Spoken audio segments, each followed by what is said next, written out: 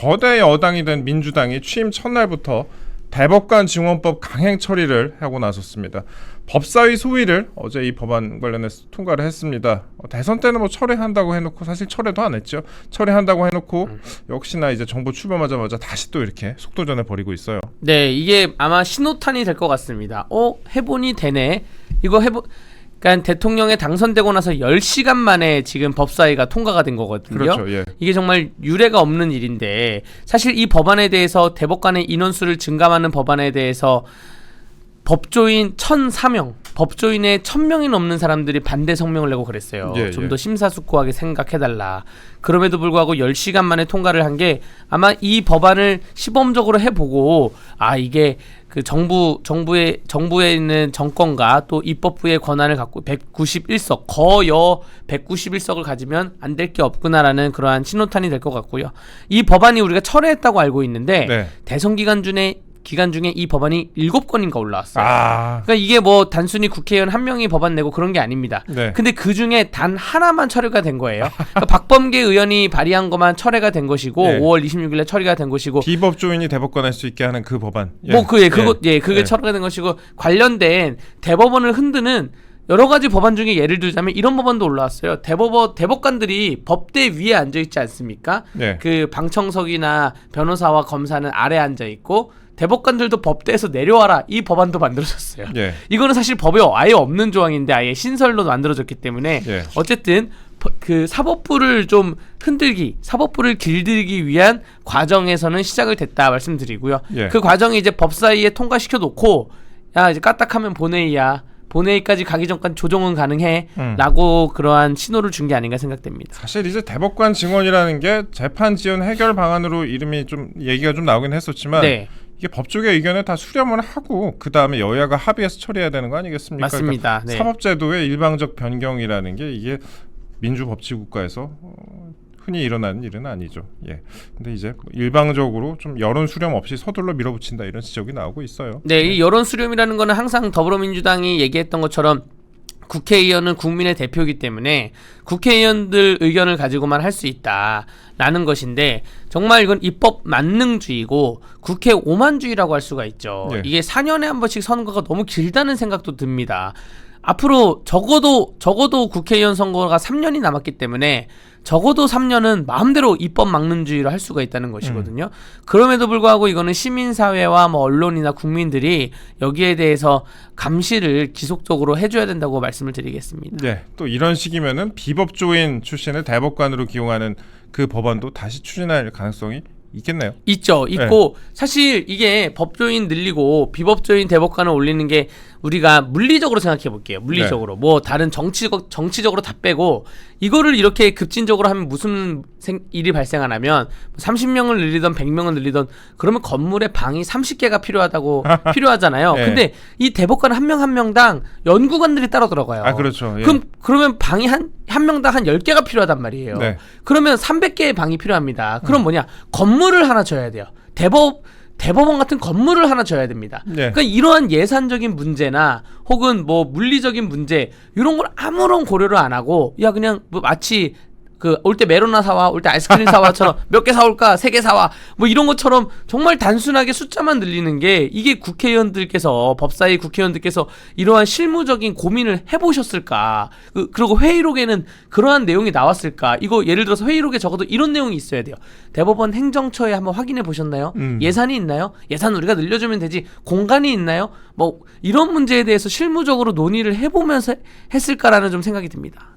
그리고 또 이재명 대통령이 그 30명으로 간다는 그 대법관 중에서 26명을 또 임명을 하게 됩니다. 그러니까 사법부가 어떻게 보면은 완전히 나쁜 말로 하면 장악이죠. 나쁜 말로 하면 장악이고 뭐 좋은 말로 해도 장악이네요. 이게 그 사법부 결국 불신을 갖고 올 수밖에 없는데 국민의힘 그 법사위 의원들의 성명서를 봐도 그렇고 제가 아까 말씀드린 1,004명의 법조계의 성명서를 봐도 그렇고 대법관을 결국 대통령이 앉히게 되면 이것이 2004년도에 베네수엘라 차베스 정권하고 비슷하게 흘러가면서 그때 베네수엘라 차베스 정권은 대법관을 20명에서 32명으로 늘리면서 이 12명을 전부 당시의 친정권 인사로 앉혔는데 그렇기 때문에 결국 그 차베스가 목숨을 다할 때까지 차베스가 사망할 때까지 정부에 반하는 판결은 단 한 건도 나오지 않았다고 합니다. 예. 이게 뭐냐면 정권에 대해서 사법, 입법, 행정부가 균형을 가지면서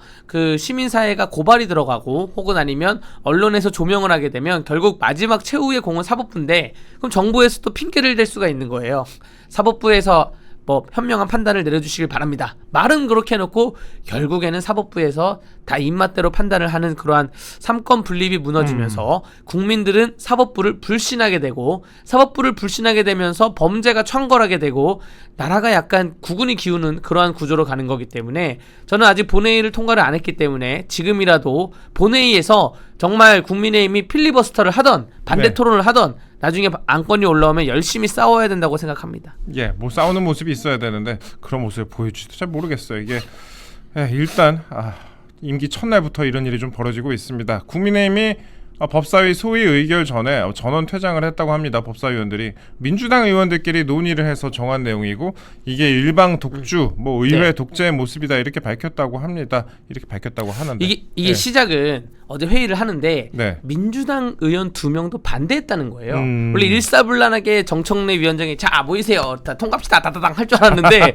민주당 의원 2명이 반대를 해가지고 갑자기 정회를 해서 정회를 하면 어떻게 되냐면 각 당 간사를 중심으로 해가지고 비공개로 모이거든요. 당끼리. 네. 그래서 민주당 의원들끼리 비공개로 모인 다음에 그 다음에 뭐 왔다 갔다 거리면서 갖고 온 안이 이거 그 1년에 4명씩 늘리자. 혹은 1년에 8명씩 늘리자. 네. 뭐 이런 아까 말한 메로나 사와 이런 것처럼 네. 이게 무슨 아무런 고민이 없이 야 1년에 16명 늘리자 했다가 반대해? 왜 반대해? 그러면 1년에 한 4명씩 늘리면 되겠어? 이런 식으로 해가지고 그러니까, 예. 결론은 1년에 4명씩 늘리자고 한 건데 여기서 국민의힘 그 법사위원님들은 퇴장을 했다고 해요. 네. 저는 그 국민의힘 의원님들이 퇴장을 좀 종종 하는데 네. 좀 말씀드리고 싶은 게 예전에 민주당이 소수 야당일 때는 퇴장하진 않았거든요. 그럼 어떻게 했어요? 그 회의록에 한 글자라도 남기기 위해서 윽박 지르고 소리 지르고 싸우고 했죠. 네. 그게 민주당이 야당일 텐데 국민의힘도 퇴장을 하게 되면 회의록에 역사가 기록하는 게 퇴장했다 한 줄 남깁니다. 그러니까 국민의힘 의원들이 어떤 데이터를 갖고 싸우던가 혹은 가치관과 신념을 갖고 싸워야죠. 안 되는 건 안 되는 거라 싸우고 여기에 제가 방금 말씀드린 이 문구를 남겨야죠. 민주당 의원 2명도 반대를 했는데 네. 16명을 갖고 왔다가 결국 그 회의를 해온다는 게 1년에 4명씩 증언한다는 걸로 회의를 해왔다. 뭐 이런 식으로 해서 그 회의록에 남겨야 되는 것인데 조선왕조 실록이 그래서 위대한 거 아니겠습니까? 근데 중간에 나가버렸어요. 네, 중간에 나와버린 게 굉장히 안타깝고 민주당 내부 의원들 2명도 지금 정의로운 의원이 있는 거죠. 사실 그 정신이 제대로 박혀 있는 그 법조계라고 정의롭지는 않은 것 같긴 해요. 원래 1년에 8명씩 2년간 하자고 했던 거를 네. 뭐 1년에 4명씩, 4명씩 뭐 4년 하자고 했던 거니까. 제가 정말 그 대통령 임기 첫날에는 네. 좀 핏대를 세우지 말고 대통령 임기 일주일만 하더라도 목소리를 높이지 말자라고 했는데 사실 오늘 우리 방송의 주제도 제가 기대했던 거는 대통령 임기 첫날에는 경제, 민생, 소상공인 이런 메시지가 나와야 되거든요. 그게 언론을 장악해야 되는데 그런 얘기는 하나도 안 나오고 이거 임기 시작된 지 첫날 그 선거가 끝난 지 10시간도 채 안 됐을 때 이렇게 사법부를 장악하는 법안을 통과할 거라는 거는 저는 상상을 못했어요. 이 대통령 본인은 뭐 경제를 강조를 하고 있는데 이게 투트랙으로 민주당에서는 이렇게 사법 장악과 네. 관련된 이런 법안들을 처리하고 있다. 이게 정무적으로는 이런 것 같아요. 사실 민주당이 가장 시급한 법은 공직선거법에서 행위를 삭제하는 법하고 또 재판을 정지하는 법이 가장 시급합니다. 네. 근데 그거는 당장 내일을 통과 안 한다는 거 아니에요. 내일은 뭐 그 특검법 3개랑 검사 징계 법안을 통과시키고 오늘은 특검법 3개랑 검사 징계 법안을 통과시키고 또 어제 법사위에서는 대법원 증언하는 걸 통과시켰는데 이게 결국 스텝을 밟아가는 거거든요. 처음 스텝부터 대통령 방탄법을 하게 되면 너무나 많은 비판을 받을까봐 비판의 화살을 분산시키는 거예요. 지금 그런 작전으로 가고 있는 거다. 결국에는 방탄법에 대한 비판에 대해서 분산시키기 위해서 이렇게 무리수를 두는 게 아닌가. 저는 그렇게 생각합니다. 그렇게 비판이 좀 제기가 되고 있고 우리 강대규 변호사님도 말씀을 하셨는데 사실 발의된 법안이 이 대법관 관련된 법안뿐만이 아니에요. 방탄법이라고 불리는 법안들이 줄줄이 법사위를 지금 통과를 하고 있습니다. 대법원 판결에 대해서 헌법소원을 제기하는 헌재법 개정안도 지금 제출이 됐고 또 대통령 당선 시에 무죄 선고 재판만 하도록 하는 그런 법안도 지금 처리가 되고 있습니다. 판사법, 왜곡 처리법 이것도 발의가 된 상황입니다. 판사가 법률에 대해서 왜곡해서 처리를 했다 이렇게 그런 경우에는 이제 처벌을 하게 하는 그런 법안도 지금 발의가 된 상황입니다. 요거 사실 제가 변호사인데 변호사들은 이재명 정권이 들었으면 돈을 많이 벌게 되는 구조입니다. 그러니까 변호사만 돈을 벌게 되는 구조예요. 변호사만 돈을 벌면 뭐냐? 우리 국민들만 등골이 휘게 되는 구조입니다. 그 제도라는 거는 신속하게 처리를 하게 만들어야지 국민들에게 피해가 없는데 제도의 절차를 하나 더 하잖아요. 그러면 변호사, 행정사, 노무사, 세무사 이렇게 약간 펜대를 굴리면서 먹고 사는 직업들만 돈을 더 벌게 되는 거예요. 지금 3심 제도인데 3심에서 딱 끝나야지. 대법원의 판결에 대해서 재판 소원할 수 있는 하나의 제도를 또 둔다? 이 사건에 대해서 국민들은 또 어떠한 희망을 갖고 변호사한테 돈을 갖다 주지 않겠습니까? 또 이 3심 제도에서 이 판사의 판단이 법을 왜곡했다 그래서 그 판사를 처벌하게 둔다? 그러면 또 거기에 대해서 사건이 또 하나 발생하는 거예요. 그렇죠. 그래서 이게 결국에는 우리 국민들만 법을 잘 몰라서 변호사들에게 도움을 청할 수밖에 없는 국민들만 좀 힘들어진다는 법이라고 말씀드리고 싶고요. 특히 판사법 왜곡처리법 있잖아요. 이거 메비우스의 띠예요. 판사가 법을 왜곡했다고 쳐요. 고소가 들어갑니다. 그 판사가 법을 왜곡했는지에 대해서는 또 판사가 판단합니다. 그러니까요. 근데 거기에 대해서 또 그러면 무죄를 주면 이것도 왜곡했다 그래서 메비우스의 띠가 계속 무한대로 돌아가는 약간 희한한 법률 구조거든요. 그러니까 이게 정말로 이러한 법을 만드는 분들이 아무런 고민과 생각을 없이 이 법을 지금 만들면서 대한민국을 얼토당토않게 만들고 있다. 그 대법원 판결에 대해서 헌법 소원을 하는 법에 대해서는 우리나라 옛날부터 논의를 해왔다는 게 있는데 그런 주장이 있는데 옛날부터 논의를 해온 제도는 엄청나게 많습니다. 그중에 전 세계적으로 이거를 도입하는 게 독일에서도 일부 지역에서만 일부 요건에 한해서만 도입하고 있는데 전 세계 아무도 논의를 하고 있지만 도입을 안 하고 있어요. 이렇게 어떠한 국가의 한 제도에 대해서 하루아침에 아이스크림 사 먹듯이 해서는 안 된다라고 좀 두 손 모아서 좀 말씀을 드리겠습니다. 뭐 저희가 임기 거의 처음부터 이런 소식을 전하려고 했다는 건 아니죠. 이런 소식들이 너무 많이 들리고 있었고 오늘 어쩔 수 없이 다루고 있습니다. 어쩔 수 없이가 아니라 꼭 다뤄야 되니까 다루고 있습니다. 오늘 본회의가 열립니다. 국회 본회의가 열리는데 윤석열 정부에서 거부권 행사로 지연이 됐었던 이른바 3대 특검법 이른바 내란 특검법, 김건희 특검법, 최혜병 특검법 이거를 통과시키겠다라는 건데요. 여기에 또 검사징계법도 오늘 통과가 될 것 같습니다. 검찰총장 외에 법무부 장관도 직접 검사 징계를 청구할 수 있도록 하는 그런 내용인데 이건 그러니까 법무부 장관은 정권 인사잖아요. 그러니까 정권 인사가 검사 개개인에 대해서 징계를 청구할 수 있도록 하는 내용이다. 이걸 그러니까 정권에 좀 반하는 수사를 하는 그런 검사, 약간 찍힌 그런 검사 같은 경우에는 징계를 청구할 수 있도록 하는 그런 내용이 담겨있기 때문에 이것도 논란이 될 것 같습니다. 어제 오늘 굉장히 좀 바쁜 상황인데 일단 3대 특검법 오늘 다 통과가 될 것으로 관측이 되고 또 생각해보면 민주당은 또 이렇게 시간표를 다 만들어놨던 것 같은데 좀 궁금한 게 그거예요. 국힘의 이탈표가 얼마나 나올까 오늘? 오늘 국힘의 이탈표는 약간 법령에 따라서 다를 수도 있겠는데 뭐 좀 나올 수도 있다고 생각을 합니다. 근데 국힘의 이탈표가 나온다 하더라도 저는 적어도 검사징계법에서는 절대 이탈표가 나오면 안 된다고 생각을 해요. 우리가 내란 특검법, 김건희 특검법, 최혜병 특검법은 과거에 있는 일에 대해서 어떻게 하겠다라는 것이거든요. 여기에 대해서는 이탈표에 대해서 뭐 개별적으로 나올 수도 있지만 이게 거부권을 이미 행사했던 법이기 때문에 근데 검사징계법은 미래에 대한 법이거든요. 앞으로 검사에 대해서 징계를 이러이러한 경우에 하겠다라는 법인데 검사징계법이 통과가 되는 순간 정말로 무소불위의 그 정점을 찍게 되는 것이기 때문에 현직 검사들이 살아있는 권력에 대해서 항상 수사를 해왔고 그거를 지금 민주당에서는 본인들을 수사를 한다 그래서 탄핵을 하고 뭐 검수완박이라고 하고 하는데 이 상태에서 징계까지 들어가게 되면 이거는 검찰의 칼이 그냥 단순히 살아있는 권력에 대해서만 하는 게 아니라 이제 검사 징계법 아니라 검사 승진법도 만들 거예요. 본인들 입맛에 맞게 상대방을 잡아놓게 되면 그 검사는 승진시켜주겠다. 그래서 이 검사 징계법에 대해서는 최대한 반대를 해줬으면 좋겠고요.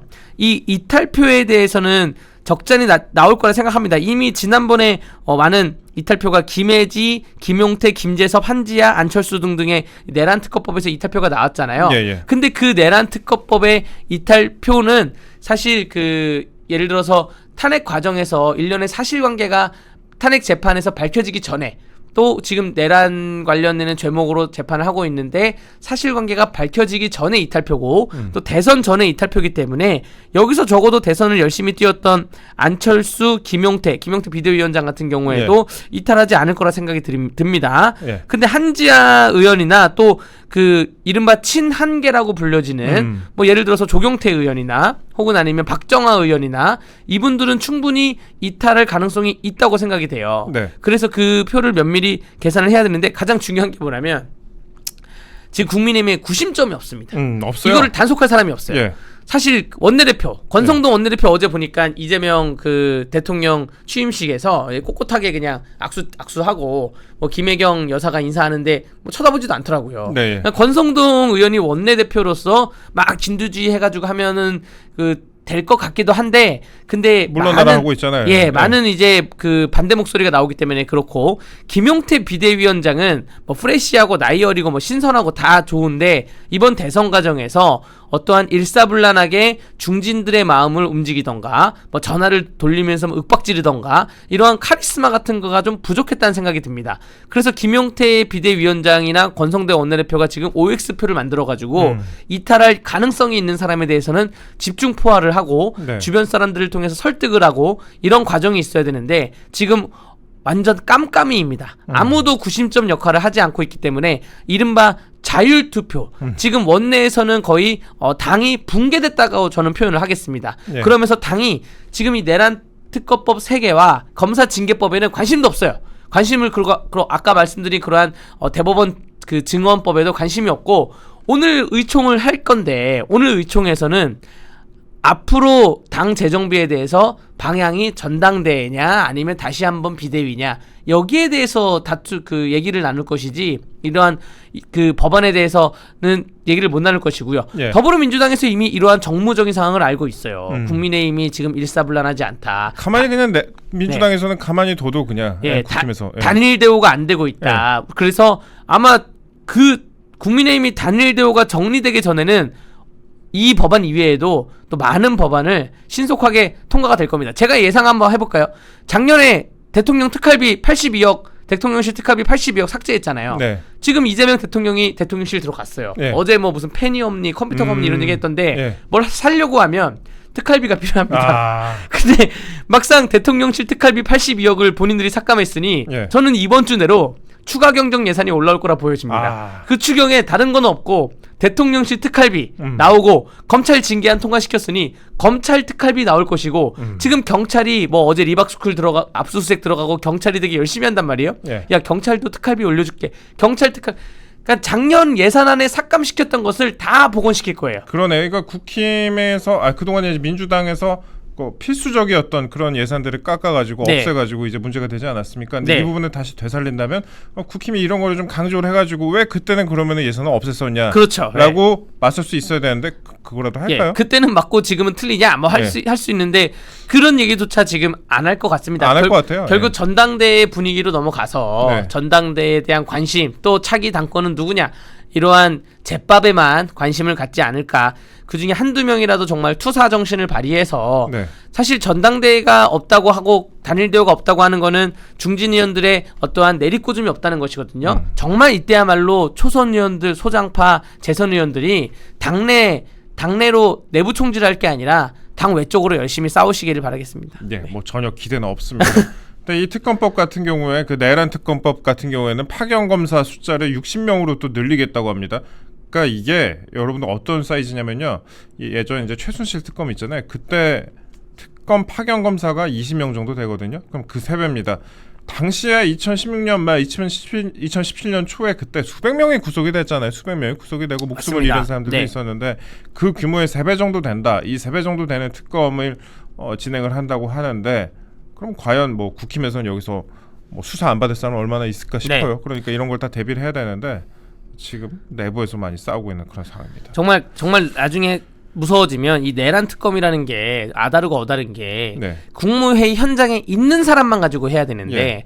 국무회의 현장에 없는 사람도 하면서 그다음에 그 다음날 방송 보도에서 말했던 패널들 여러 가지 사람들에 대해서 정말 민주당의 주장식으로 동조한 거 아니냐 이런 식으로 해서 대한민국이 쑥대밭이 될까봐 그런 걱정이 좀 있고요. 아까 말한 대법원 증감 똑같이 예. 이 검사수 증감도 비용 추계를 보면 이 검사 한 명을 특검 한 명을 늘리는 거에 대해서 파견 검사를 늘리는 거에 대해서 예산이 어마어마하게 들어가는데 그러한 고민은 없어 보인다라고 말씀드리겠습니다. 예, 그렇습니다. 그리고 이재명 대통령 선거법 사건 있잖아요. 그 사건에 대해서 서울 고법이 파기환송심하는 게 이제 오늘 18일입니다. 첫 공판이 오늘 18일에 열리는데 원래 5월 15일에 열리기로 했었는데 이거를 갑자기 연기 신청을 하니까 40분 만에 받아줘 버렸죠. 이날 재판이 열린다고 해도 그 다음 기일 사이에 법안이 통과되거나 하면은 또 면소 처리가 될 것이다 그런 판단이 나와요. 그러니까 지금 이재명 면소법 이런 네. 거를 준비한다는 거 아닙니까? 그렇게 하고 있는데 이게 그러니까 6월 18일에 첫 공판하고 그 다음 공판 기일 사이에 어떻게든 처리하지 않겠냐.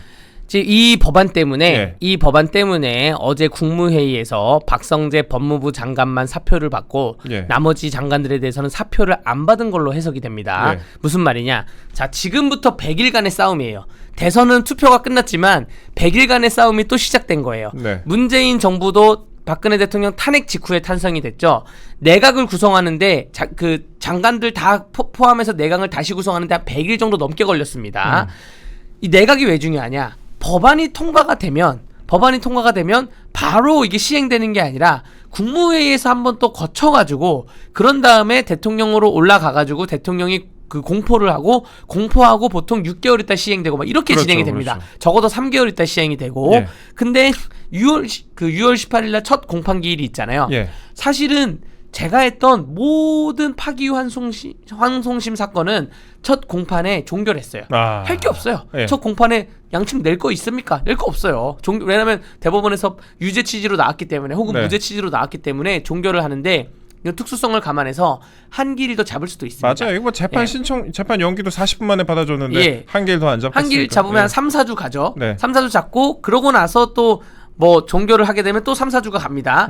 그리고 나서 유죄 취지로 선고가 나올 수밖에 없는 구조예요. 유죄를 선고를 하게 되면 대법원에 올라가게 되고 이제는 뭐 대통령 신분이니까 뭐 송달을 거부하거나 그럴 수는 없겠죠. 어디 있는지 누구나 다 아니까. 그 서류를 받고 상고심이 진행돼서 조희대 대법원장이 또 그 한 달 안에 선고를 내릴 건데 이러면 또 한 100일 정도가 갑니다. 네. 이 100일이 빠를 것이냐 아니면 공직선거법 그 통과시켜서 그 면소 처리를 할 수 있는 그 법안이 시행되는 게 빠를 것이냐. 이거 누구나 답을 알고 있는 것 같아요. 네. 시행되는 게 당연히 빠를 것이다. 예, 그런 것인데 그래서 더불어민주당에서 하도 비판이 많이 나올 수도 있으니까 어제 김용태 비대위원장이 형사소송법, 법원조직법에 대해서 공직선거법에 대해서 왜 그 6월 5일 날 오늘 준비하냐라고 하니까 민주당에서 화들짝 얘기하면서 그거는 오늘 통과하는 게 아니다. 네. 근데 이제 김용태 비대위원장은 다음 주에 할 거 아닙니까라고 글을 또 올렸지만 예. 이게 이제 그러한 수싸움, 시간 싸움 때문에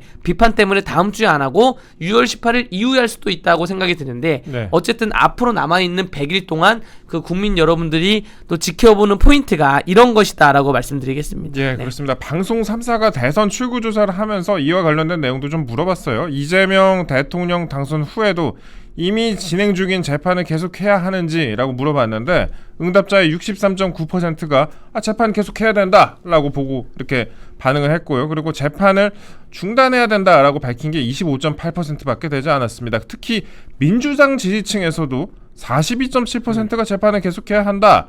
그리고 중단해야 한다고 밝힌 그런 지지층이 44.4%밖에 되지 않았습니다. 민주당을 지지하는 사람들도 이 부분에 대해서 팽팽했다는 거예요. 네, 맞습니다. 이게 결국에는 우리 국가가 예. 특정인, 그러니까 대통령뿐만 아니라 특정인에 대해서만 법률 적용을 안 되게 하는 거는 이거는 조선시대, 고려시대 신분사회 아니냐, 왕조시대 아니냐, 이렇게 돌아가서는 안 된다는, 회귀해서는 안 된다는 게 국민들 절대 다수의 의견이었다고 생각을 합니다. 예. 대선 투표율은 반반이 나왔지만 이 재판 계속이냐 재판 정지에 대해서는 반반이 아니라 절대 다수가 대통령 신분이라 하더라도 그 누구라 하더라도 재판은 계속되어야 한다는 그런 의견입니다. 예, 그렇습니다. 김용태 위원장이 어제 오찬 자리에서 여당이 본회의에서 처리하려는 공직선거법, 법원조직법, 형사소송법 개정안은 매우 심각하게 우려가 된다라고 밝혔는데 뭐 개혁신당 천하람 대표도 똑같은 얘기를 했습니다. 그랬더니 민주당이 구태 정치다라고 하면서 강하게 비판을 했습니다. 이 내용을 보면요, 민주당 이게 5일 국회 본회의에서 처리될 예정인 법안을 멋대로 뒤바꿔 민주당 헐뜯으며 새 대통령 취임 첫날부터 구태를 반복했다라고 노종면 원내 대변인이 밝혔다고 합니다. 구태다. 그러면서 강한 유감을 밝히지 않을 수 없다. 이렇게. 그다음에 여기에는 여러 가지 포인트가 있는데 네. 일단은 그 이재명 대통령께서는 김용태 비대위원장하고 천하람 원내대표가 네. 나이가 상대적으로 많이 어리잖아요. 86년생, 90년생입니다. 예. 그렇기 때문에 이렇게 공격이 들어올 거라 생각을 안 했을 거예요. 그 마이크를 잡고 언론에 있는 상태에서 지금 공격이 들어왔거든요. 예. 그래서 심히 당황했을 거라고 생각이 되고요. 앞으로 야당 대표들과의 만남은 이제 없지 않을까. 사실 이 진정성이 되려면 한 3달에 한 번씩은 만나야 되는데 앞으로는 이제 없지 않을까. 적어도 공개적인 만남은 없을 겁니다. 비공개 만남만 있을 거라 보여지고요. 김용태 위원장 굉장히 발언 잘했고 천하람 대표도 발언을 되게 잘했다고 보여집니다. 민주당이 이제 구태 정치라고 비판했던 게 이게 지난번 3년 전에 윤석열 대통령이 당선되고 임기 초반에 항상 비슷한 양상으로 국민의힘이 민주당을 비판했던 것이거든요. 네. 임기 초반에는 사실 허니문 기간이라고 있는데 첫날부터 이렇게 하는 게 너무 좀 무례하지 않냐, 너무하지 않냐 이런 얘기인데 그거를 지금 민주당이 똑같이 거울 삼아서 당하고 있다 생각을 하면서 저는 좀 바람이 있다면 노종면 원내 대변인 있잖아요. 네, 예. 이분은 좀 민주당에서 심사숙고해서 지금 통합과 화합의 가치를 살리려면 민주당 내에도 좀 순한 분들이 있습니다. 예, 좀 이렇게 있어요? 대화가 통하는 분들이 있어요. 그러면 네. 그러면 아니면 순한 분이 없다고 하면 강한 분 중에 최고 지금 강한 사람들이 법사위원장을 네. 하고 있고 원내 대변인을 하고 있거든요.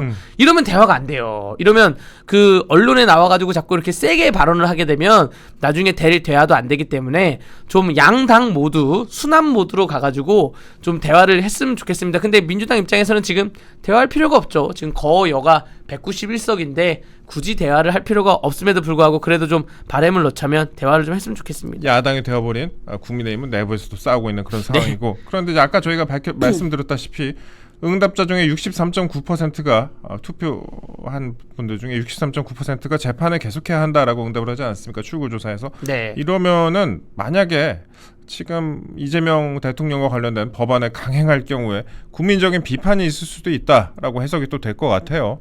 국민적인 비판이 어마어마하겠죠. 예. 사실 그 비판을 미리 예견하고 이재명 그 대표가 계엄 직후긴 하지만 계엄 직후고 대통령 탄핵 직후의 대선이지만 네. 그렇게 탄핵을 뭐 찬성했다는 측이 뭐 70% 80%였다라고 민주당은 주장을 했지만 이재명 대통령의 지지율은 득표율은 70% 80%가 아니었어요. 네. 49.2%였고 나머지 보수층을 합치면 또 한 50% 정도 나왔단 말입니다. 네. 이것이 이러한 그 입법 독재의 우려 때문에 나온 것이고요. 국민적 반대가 임기 초반에 굉장히 세게 부딪힐 수가 있다.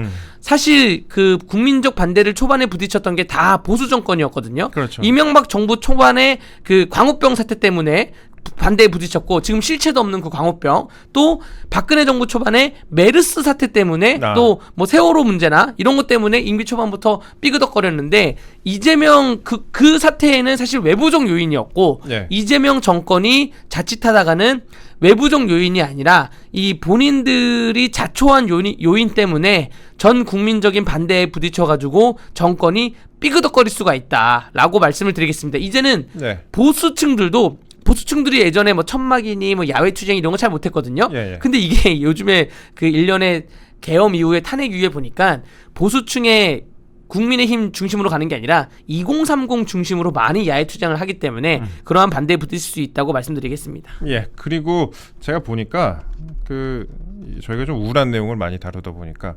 시청자분들이 평소에 비해서 좀 덜 들어오셨어요. 아, 그러세요?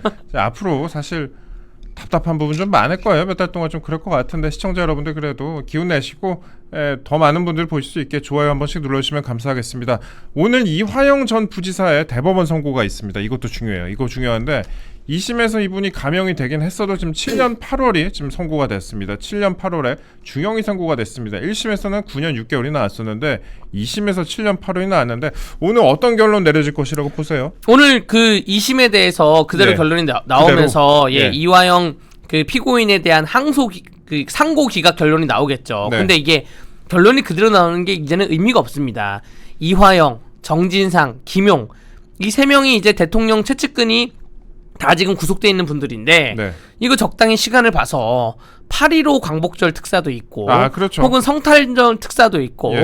조금 더 기다리면 내년에 있는 그 뭐 석가탄신일 특사도 있고 3.1절 특사도 있고 지금 많은 사면할 수 있는 그러한 얘기가 많이 있어요. 네. 그렇기 때문에 지금 대법원 선고가 굉장히 중요하고 대법원 선고가 나온다는 거는 이 이화영 경기 전 부지사가 잘못했다는 게 대북 송금이 명확하다. 그러면서 그것이 이재명 대통령의 대북 송금 재판에 정확하게 영향을 미칠 것인데 네. 그런데 이화영의 그 신분에 대해서는 그 7년 8개월이 나왔지만 지금 이재명 정권 체제 하에서는 7년 8개월을 다수감을 안 할 가능성이 높다. 사면권 때문에 저는 그렇게 생각합니다. 여기에 얼마 안 있어서 나올 것 같다. 여기에 플러스하자면 조국 혁신당의 대표였던 조국 예. 의원도 비슷한 상황이라고 보여집니다. 거기는 뭐 딱히 나오는 게 이재명 대통령한테는 딱히 뭐 도움은 안 될 것 같긴 한데 일찍 나오는 게. 그렇죠. 예. 뭐 분산이 되게 될 수도 기대는 있는데, 많이 하고 있더라고요. 정치적으로 분산이 될 수도 있지만 예. 그래도 그 이재명 대표가 어떠한 국민 시선 돌리기나 다양한 정무적인 이유로 이재명 대통령이 사면권을 행사할 수도 있다 저는 생각을 합니다. 이화영 부지사 입장에서는 오늘 이재명 대통령 당선은 엄청나게 기다렸을 건데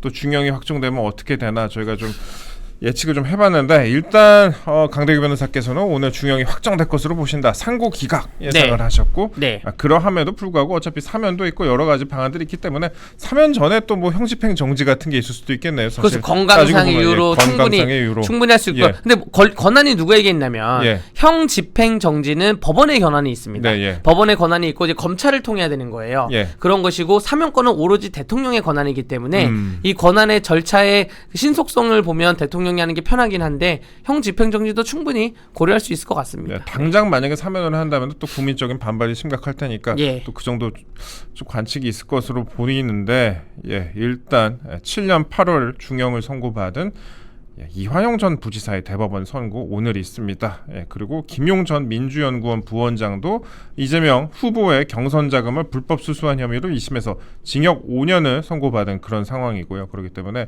이 두 사람에 대해서 또 더 많은 사람들이 또 재판을 받고 있지만 앞으로 어떤 식으로 결론이 날지 이것도 관심이 쏠립니다. 이게 그 민주당 진영에서는 네. 교도소를 갔다 온 게 약간 훈장처럼 되어 있어요. 그래요. 그 교도소를 갔다 오면 더 높은 자리를 주는 그러한 정치 풍토가 형성되어 있기 때문에 네. 아마 수감 생활도 딱히 불편하지 않을 겁니다. 지금 수감 생활을 하면서 얼마나 덩덩거리면서 수감 생활을 할까 저는 그렇게 예상이 되기 때문에 그렇기 때문에 뭐 상고 기각이 나와도 큰 의미가 있을까 생각을 합니다. 그러니까 징벌이라는 거는 어떤 네. 형벌이라는 거는 응보적인 효과가 있어야 되는데 네. 그런 효과는 지금 많이 퇴색되었다라고 생각을 합니다. 이화영 전 부지사 같은 경우에는 뭐 재판 도중에 와이프로부터 정신 차려 이런 소리를 듣기도 했고 그다음에 뭐 검사가 연어로 회유를 했다 등등 다양한 맞습니다. 뭐 메시지들을 네. 많이 자아냈었는데 오늘 드디어 대법원 선고가 있습니다. 뭐 상고 기각으로 일단 예상은 되는데 그 이후에 어떤 모습이 진행이 될지 그게 더 중요할 것 같습니다. 지금까지 강대규 변호사와 함께했습니다.